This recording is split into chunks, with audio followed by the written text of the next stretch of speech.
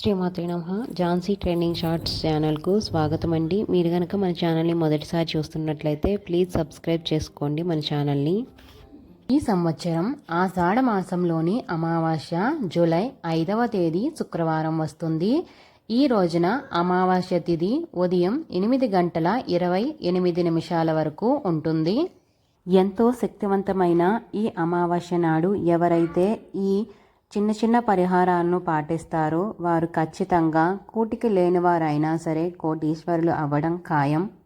అలాగే ఈ చిన్న చిన్న పరిహారాలు చేయటం వల్ల మీకు ఉన్న అన్ని అప్పులు తీరిపోయి మీరే అప్పు ఇచ్చే స్థాయికి ఎదుగుతారు. ఈ అమావాస్య తిథి నాడు ఎవరైతే ఈ చిన్న పరిహారాలు చేస్తారో ఆ లక్ష్మీదేవి అనుగ్రహం తప్పక కలిగి అమ్మవారు ఎప్పుడు మన వెంటే ఉంటారు. మరి అంత శక్తివంతమైన పరిహారాలు ఏమిటో ఇవాల్టి వీడియోలో మనం తెలుసుకుందాం. ఎటువంటి పరిహారాలు పాటించలేని వారైనా సరే ఈ ఒక్క కథను వింటే చాలు లక్ష్మీదేవి కటాక్షం తప్పక కలుగుతుంది. ఆషాఢ అమావాస్యను చుక్కల అమావాస్య లేదా నక్షత్ర అమావాస్య అంటారు. ఈ అమావాస్య నాడు ఎవరైతే దేవతలను ఒక్కసారి తలిచినా పూజించినా 1000 జన్మలు విడవకుండా అర్చించిన ఫలితం లభిస్తుంది. అలాగే ఇవాల్టి రోజున పుత్ర శ్రాద్ధం, దానం, హోమం చేస్తే అక్షయ ఫలం లభిస్తుంది. మరి అంత శక్తివంతమైన అమావాస్య కథను ఇప్పుడు మనం తెలుసుకుందాం. పితృదేవతలు సోమపదం అనే లోకంలో నివసిస్తూ ఉంటారు. వీరంతా మరీచి అనబడే ప్రజాపతి కుమారులు. వీరికి ఆగ్నేయహృతులు అని పేరు ఉన్నది. అయితే వీరికి ఒక మానస పుత్రిక ఉన్నది. ఆమె పేరే అచ్చోద్ద. ఈమె నది రూపంలో కూడా ప్రవహిస్తూ ఉంటుంది. అయితే ఈమె ఒక స్త్రీ రూపాన్ని ధరించి 1000 ఏళ్ళు తన నది రూపంలోనే ప్రవహిస్తున్న తన తీరంలోనే తపస్సు చేస్తుంది. అలా తపస్సుకు మెచ్చిన పితృదేవతలు ప్రత్యక్షమవుతారు. ఏం వరం కావాలో కోరుకోమని అడగ్గా వారంతా మారు రూపాల్లో దివ్య రూపాల్లో ఉన్నారని గమనించక అందులో ఒక ఆయన మావసుడు అచోద్ద అతనికి పుత్రిక అవుతుంది. కానీ అచోద్ద ఆయనను తన తండ్రిగా గుర్తించలేక భర్తవు కమ్మని కోరుతుంది. తండ్రిని కామించిన దోషంతో చూసిన కారణంగా ఆమె మానవ స్త్రీ అయిపోతుంది. కానీ మావసుడు మాత్రం ఆమెను ఏమాత్రము కామించలేడు. మావస్య కాలేదు కనుక ఆమెను అమావాస్య అని పేరు పిలిచారు. అనగా మావసుని ప్రియురాలు కాలేదని అర్థం. అయితే ఆమె తపస్సుకు మెచ్చిన పితృదేవతలు ఆమె పేరుతో అమావాస్య తిథిని ఏర్పాటు చేశామని, ఆ రోజున ఎవరైతే పితృతర్పణాలు ఇస్తారో వారికి అనంత సుఖములు ఇస్తామని వరాలిచ్చారు. అచ్చొద్ద మానవ స్త్రీ అయిపోయిన కారణంగా పితృదేవతలను కరుణించమని కోరగా వారు 28వ ద్వాపరంలో చేప కడుపు నుండి పుట్టి మత్స్యకంద్యగా సత్యవతిగా పరాశరుని వల్ల కృష్ణైప్యాన మునిని పుత్రినిగా పొంది కన్యగానే ఉంటావని, సంతన మహారాజు పత్నివైతావని, ఆ పైన వ్యాసుని వలన తరిస్తావని వరమిచ్చారు. ఆమెయే సత్యవతిగా జన్మించింది. మరి ఇంత శక్తివంతమైన అమావాస్య నాడు చేయవలసిన కొన్ని పనులను అలాగే చేయకూడని కొన్ని పనులను గురించి తెలుసుకుందాం ఇప్పుడు. అమావాస్య రోజు ఉదయాన్నే లేచి పవిత్ర నదిలో స్నానం చేయవలను. అలా వీలు కాని పక్షాన ఇంట్లోనే నీళ్లలో గంగాజలాన్ని కొంచెం కలుపుకొని స్నానం చేయవచ్చు. అమావాస్య రోజు ఇంట్లో ఉండే కుటుంబ సభ్యులందరూ తప్పకుండా తలస్నానం చేయాలి. ఆ రోజున తలస్నానం చేయకపోతే దారిద్ర్యానికి దారితీస్తుంది కనుక తలస్నానం చేయటం మంచిది. అలాగే తలకు మాత్రం నూనెను అస్సలు ధరించకండి. ఇది చాలా గుర్తు పెట్టుకోవాల్సిన విషయం. అలాగే ఇల్లు వాకిలి శుభ్రం చేసుకోవాలి, కల్లాపు చల్లి ఉంచాలి. కానీ అమావాస్య రోజున ఇంటి ముందు ముగ్గు మాత్రం ఎట్టి పరిస్థితుల్లో వేయకూడదు. అమావాస్య అంటేనే లక్ష్మీదేవికి ఎంతో ప్రీతిపాత్రమైన రోజు అని మన పురాణాలు చెబుతున్నాయి. కాబట్టి అమావాస్య రోజున లక్ష్మీదేవిని పూజించటం చాలా మంచిది. అలాగే లక్ష్మీదేవి ఫోటో ముందు ఆవు నేతితో దీపం పెట్టడం వల్ల అమావాస్య రోజు మన ఇల్లు అష్ట ఐశ్వర్యాలతో తొలతూగుతూ ఉంటుంది. అలాగే అమావాస్య నాడు పితృదేవతలను స్మరిస్తే వారి అనుగ్రహం మనపై కలిగి సకల సంపదలు అనుగ్రహిస్తారు.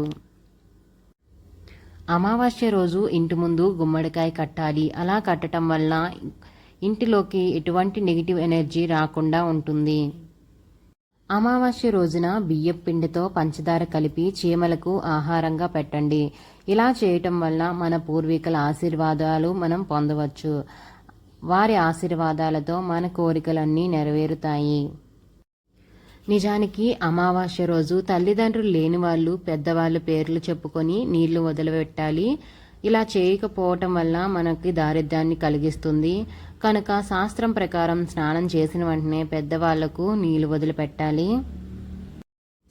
అమావాస్య రోజున తెలిసి కానీ తెలియక కానీ ఎవరితోనూ అబద్ధం చెప్పకండి. ఆ రోజున ఎవరికైనా మీరు అబద్ధం చెబితే మన జీవితంలో ఏలినాటి శని ప్రభావం అనేది పడుతుంది. అమావాస్య నాడు ఆవులకు ఆహారాన్ని పెడితే ముక్కోటి దేవతల అనుగ్రహం మనం పొందవచ్చండి ఆ రోజున. అలాగే ఆర్థిక సమస్యలు పోగొట్టుకోవాలంటే చేపలకు కుక్కలకు ఆహారం పెడితే చాలా మంచిది, మూగజీవులకు. అలాగే అమావాస్య రోజున ఎవరైతే నువ్వులతో చేసిన ఆహార పదార్థాలను దానం చేస్తారో అలాంటి వారికి విష్ణుమూర్తి యొక్క పరిపూర్ణ అనుగ్రహం లభిస్తుంది. అలాగే ఇవాల్టి రోజున ఉపవాసం ఉండటం వలన పూర్వీకులకు మోక్షం పొంది పుణ్యఫలం పొందుతారని చెప్తూ ఉంటారు. అమావాస్య రోజున వివాహం, గృహప్రవేశం, నామకరణం మొదలైన శుభకార్యములు చేయకూడదు, అది నిషిద్ధం. అలాగే ఇవాల్టి రోజున స్త్రీలను, వృద్ధులను, పేదవారిని అవమానించకూడదు. అలాగే అమావాస్య రోజు వీలైనంత ఎక్కువ మంది పేదలకు సహాయం చేయండి, చాలా మంచిది.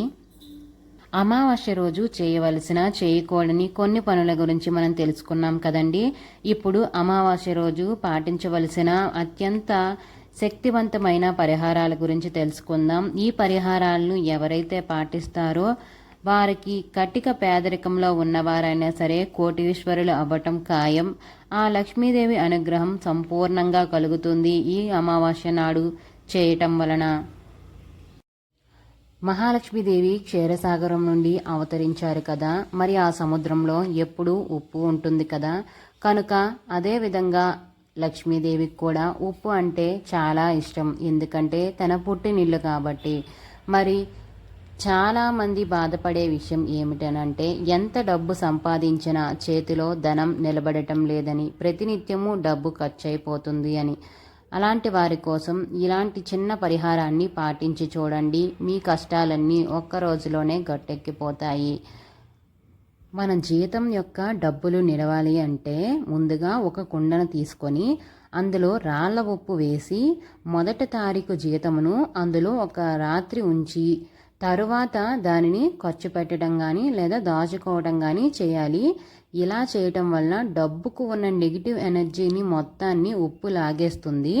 అలాగే ఈర్ష, అసూయ శక్తిని లాగేసే శక్తి ఉప్పుకు మాత్రమే ఉంటుంది. కాబట్టి ఈ రెమెడీని మీరందరూ తప్పకుండా ఈ అమావాస్య రోజు చేసి చూడండి. ఈ నెలలో మీ యొక్క ఖర్చులు ఎలా తగ్గుతాయో మీరే గమనిస్తారు. అలాగే ఉప్పుతో మరొక పరిహారాన్ని ఇప్పుడు చూద్దాం. మంగళవారం పూట రాత్రి ఉప్పును తీసుకొని ఎరుపు రంగు వస్త్రంలో మూట కట్టి ఇంటికి ముందు తగిలించండి. మరుసటి రోజున ఆ ఉప్పును ఏదైనా చెట్టు మొదల్లో కానీ లేదా వాటర్లో కలిపేసి షింక్లో కానీ వేసేయండి. ఇలా చేయటం వలన మీకు పట్టిందల్లా బంగారం అవుతుంది. ఈ రెమెడీని మంగళవారం కానీ శుక్రవారం కానీ చేయొచ్చు. అలాగే అమావాస్య తిథుల్లో చేస్తే మంచి ఫలితాలు లభిస్తాయి. ఉప్పుతో మరొక మంచి రెమెడీని చూద్దామండి. శుక్రవారం పూట కానీ మంగళవారం పూట కానీ ఒక గాజు గ్లాసును తీసుకొని అందులో సముద్రపు ఉప్పు వేసి 2 లవంగాలు వేసి ఇంటిలో ఒక మూలన పెట్టడం వలన ఇంటిలో ఉన్న ఆర్థిక సమస్యలన్నీ తగ్గుతూ వస్తాయి. ఇది కూడా అమావాస్య రోజు చేసిన చాలా మంచిది. లక్ష్మీ కటాక్షం కోసం ముఖ్యంగా సూర్యోదయానికి ముందే లేచి ఇంటి వెనుక గది తలుపును తెరిచిన తరువాత మాత్రమే సింహద్వారాన్ని తెరవాలి. శుక్రవారం మంగళవారాల్లో ఇంటికి వచ్చిన ముత్తైదువులు ఎవరైనా సరేను వారికి పసుపు కుంకుమ తాగేందుకు కొంచెం మంచినీళ్ళు తప్పనిసరిగా ఇవ్వండి. అలాగే పసుపు కొమ్ములను ముత్తైదువులకు ఇవ్వటం వలన జన్మలో చేసిన పాపాలన్నీ పోయి కుటుంబంలో సుఖశాంతులు అనేవి వెల్లివిరుస్తాయన్నమాట. ప్రతి రెమెడీ అనేది చాలా సింపుల్ అండ్ చాలా ఎఫెక్టివ్గా పనిచేస్తుందండి. చాలా శక్తివంతమైన ఫలితాలు ఇస్తాయి. ఈ అమావాస్య తిథుల్లో తప్పనిసరిగా ఈ రెమెడీస్ అనేవి ఫాలో అవ్వండి. మీ యొక్క ఆర్థిక సమస్యలన్నీ కూడా తొలగిపోతాయి. ఈ వీడియో కనుక మీకు నచ్చినట్లయితే ప్లీజ్ ఒక లైక్ అయితే ఇవ్వండి. అలాగే మన ఛానల్ని సబ్స్క్రైబ్ చేసుకోండి. Thanks for watching.